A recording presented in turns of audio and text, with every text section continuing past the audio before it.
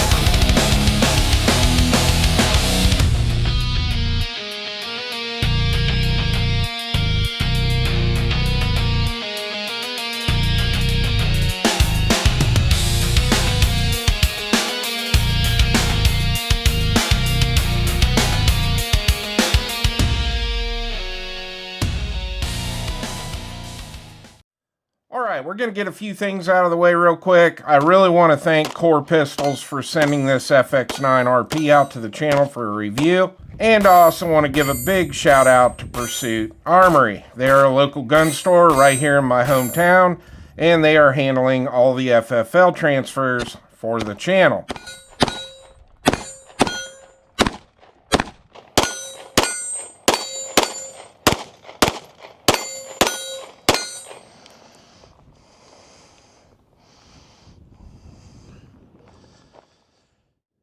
All right, here we go. We've got all alphas. We've got all our hits on steel. And we got all our hits on our next piece of steel. And our next target. We've got all alphas, 1 Charlie. Just barely outside. Now, as far as how I have this gun set up, we have the Aimwin PE330 on here. This is their brand new enclosed emitter red dot with the RMSc footprint. We'll get more into the optic mounting system here in a little bit. And out here on the front, I have the Harbor Freight weapon light on here. And for all you people that have been asking me how it's holding up, it's holding up just fine. In fact, this light has thousands of rounds on it now because it's been in a lot of videos. Now, we're not going to do a real deep dive into the specs of this gun because I've already done a full unboxing video. We went over everything that comes in the box, how the mounting system works for the optic, all the specs, all of that was covered in that video. And I am going to link that at the end of this video and down in the description below. Now, if you're one of those people and you have zero attention span and you can barely make it through a YouTube short, I'm going to go ahead and roll the specs in on the screen, and you can pause it and check it out. So the KOR FX-9 RP is a striker-fired handgun. And a lot of people are going to ask, is this another Glock clone? And the answer to that question would be no. In fact, it didn't hit me until I got here in the studio and started recording this part of the video when I realized what this KOR pistol reminds me of. And that would be the Beretta APX A1 Tactical. But the big difference between the Beretta and this KOR pistol is this pistol doesn't suck. Holy I can't wait to hear the Beretta fanboys in the comments after that one. As you can see on here, the takedown lever is completely different than Glock, and this gun does not run on Glock mags. In fact, it runs on CZ75 pattern magazines. And like I said at the beginning of the video, it does come with 3 of these 17-round mags. Now, these mags are extremely nice. They are made by Metgar. They're an all-metal magazine body. Does have a plastic base plate. And one nice thing about this gun running on these CZ75 mags, they don't break the bank, and you can pretty much pick them up anywhere.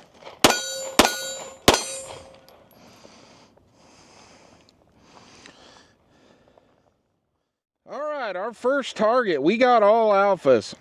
We've got all our hits on steel. And we've got all our hits on our next piece of steel.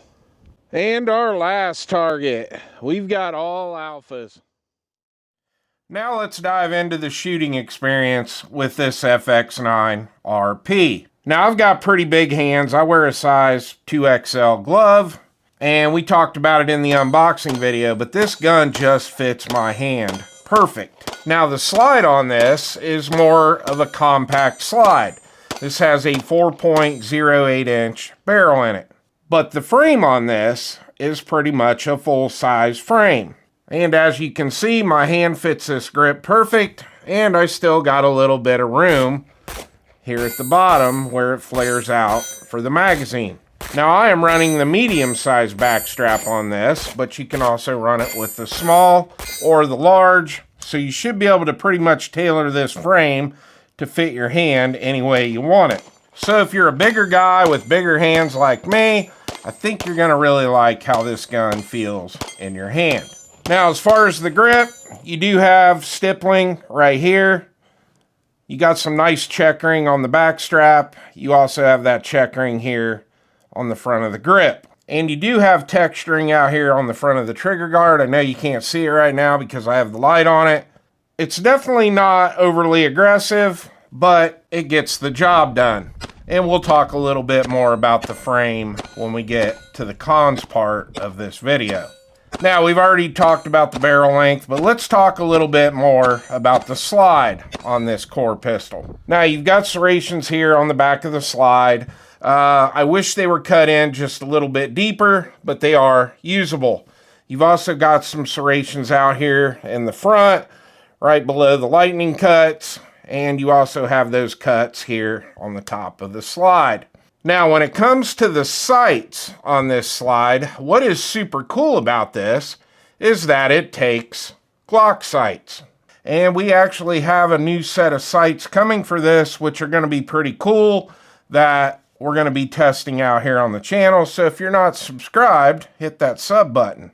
Now, one downside to the sights that are on this is if you are using an optic, well, they are pretty much useless because the dot is sitting a little bit higher than the rear sight, so you are not going to be able to co-witness with these. And as far as the sights go, you've got that white U-notch sight there in the back, and you've got a white dot sight up here in the front. Now let's talk a little bit about mounting the optic on this gun. Now, if you watch the unboxing video, you know that this came with a plate. Now, this is direct mount for the RMSc footprint, but it came with a plastic plate that's about 1/8 of an inch thick that you are supposed to put between the optic and the slide. Kind of reminds you of a few years ago when pretty much all your RMSc footprint dots were a bottom load battery. It came with a little plastic plate to put in between to try to keep the water out of the battery compartment. Now, I don't know if this was a good idea or not, but I decided to not use that plastic plate. I wanted to get this optic as low as I could, so I decided not to use it and direct mounted the optic right to the slide. And I put 500 rounds through this gun in this video, and I had 0 issues with the optic coming loose. So I'm not telling you to do that, but that's what I did. Now, what's really unique about the optic mount on this is that there is a tension spring underneath of this optic. And we dove into that in the unboxing video. But what this spring is supposed to do is push tension up on the optic when you are locking your screws down, and that is their solution to keep the optic from loosening up. So the question is, does it work? Yes, it works extremely well. And the reason I say that is because I was actually out doing the review on this gun, but I'm also reviewing this aim-win optic that is mounted on this gun. So I started shooting some 10-shot groups, and what I wanted to do was get a couple groups shot, and then I went back to the tailgate on my truck, and I started racking the slide with the optic on the tailgate. And then I went back and shot 2 more 10-shot groups at 10 yards, and the optic did not lose 0. And I was a little worried about it due to the fact I did not use that plastic plate that came with the gun. But after that, I realized I don't think you need it. Now, we already talked about how I have the Harbor Freight light on this. I have also put the Streamlight TLR1HL on here, which is the exact same size as this light. I've also put the Nightcore MPL35 on here, which is another full-size light. It fits fine. The Surefire X300 fits on this gun great. It is going to hang out a little further past the muzzle. And if you prefer a more compact light on here, the Streamlight TLR7 HLX looks really good on this gun as well. Now let's talk a little bit more about the controls on this gun. As you can see, this gun does have a manual safety, and it is an ambi safety. And one other really nice thing about this safety is it does not stick too far off of the frame. In fact, it's recessed in pretty good, and it's not going to get in your way at all. In fact, I don't think it's going to bother you one bit. So if you are one of those people that does not like a manual safety, I don't really think you're even going to notice it's on here. Now, speaking of being a left-handed shooter, one thing you're probably not going to like on this is the fact it does not have an ambi slide stop. You do have it on this side, but not on this side. But one thing that I really like that they did, the magazine release is reversible on this, and I've already switched mine around, and it is one of the easiest magazine releases I've ever reversed on a gun. Now let's talk about the recoil impulse on this, and even though it is a polymer framed gun, this gun's got some weight to it, and I think it shoots pretty damn flat. And it's very accurate, and it gets back on target very quickly. And even though I'm not the best shooter, I shot it pretty well.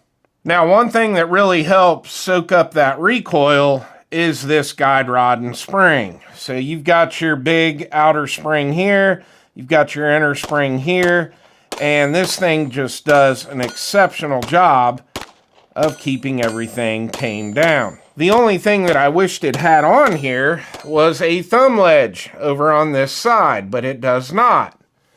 Now, if you're a right-handed shooter, it is not going to be a big deal because you have the takedown lever, and most people are going to use that for their thumb ledge or gas pedal.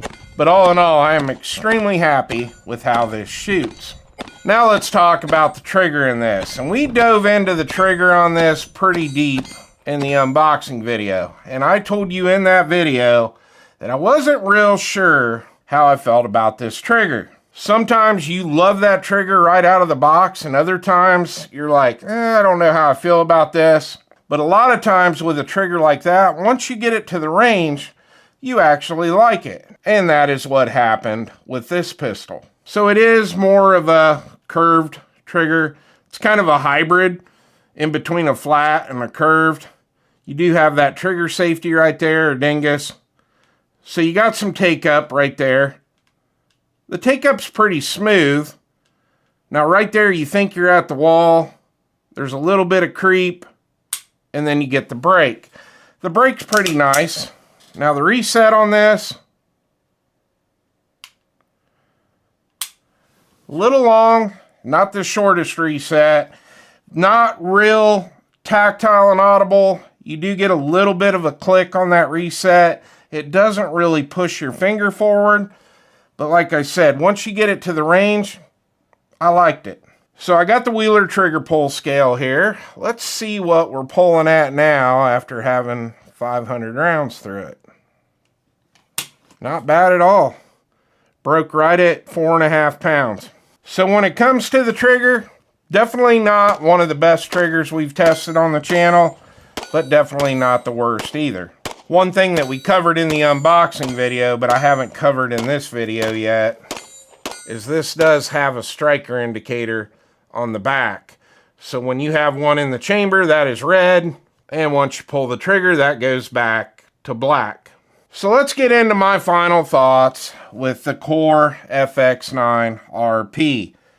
First off, I'm going to say, I think this is going to be one of the best budget guns of 2025. This gun was 100% reliable through 500 rounds. And we shot some pretty crappy ammo through it. And I know we haven't discussed all the ammo we shot in this, so we'll go ahead and talk about it now. I ran 115 grain Winchester White Box, 115 grain CCI Blazer, 124 grain CCI Blazer, 124 grain Igman, 115 grain Remington UMC, and 115 grain Magtech. And as far as my 125 grain Steel Valley casting reloads go, it loved them. It ate every one of them with no problems at all. So reliability wise, it's perfect. I did not shoot any 147s through it, well, because it doesn't have a threaded barrel, so I'm not going to be shooting this suppressed. But one thing we talked about in the unboxing video that I haven't shown you in this video, even though this does not have a threaded barrel, that is one of my favorite parts about the barrel and the slide, is that cutout right there. I think that looks damn good. So we've covered all the pros. The gun's 100% reliable. It's got a decent trigger, fits my hand perfect. There's a lot of pros to this gun. But let's talk about a few more cons that I would like to see them fix in the future with this gun. The first thing is going to be the lack of texture through here. I'd like to see them get some stippling up here. I think that would make this gun feel even better in your hand. I would also like to see them add some sort of thumb ledge or gas pedal out here on this side. I really wish they would have put taller sights on this so you could co-witness when you're using an optic. But I'm not going to ding it too bad on that, because there are probably going to be quite a few people who are going to buy this gun and use it without an optic. And two, at least they made it Glock sight compatible. And we all know that the Glock sight aftermarket world is huge. So you can pretty much put any kind of sights you want on this gun. And the last thing, if they do decide to make another generation of this gun, let's put an ambi slide stop on it as well. Last thing we're going to talk about before we get out of here. I already told you that this gun comes in under 400 beans. And after watching this video, if you decide you want to pick one of these up for yourself, well, then go to my website, go to the weekly deals section, and there is an actual discount there for you if you want to use it. And it'll knock a little bit more off of that already awesome price. And like I said earlier, this is not going to be the last time you see this gun, because we've got some pretty cool sights coming in for this that I'm super excited to test out. And a lot of you probably have not heard of these sights yet, just like most of you have never heard of a KOR pistol. Well, I hope you enjoyed the video. Please like and subscribe, and I'll see you on the next one.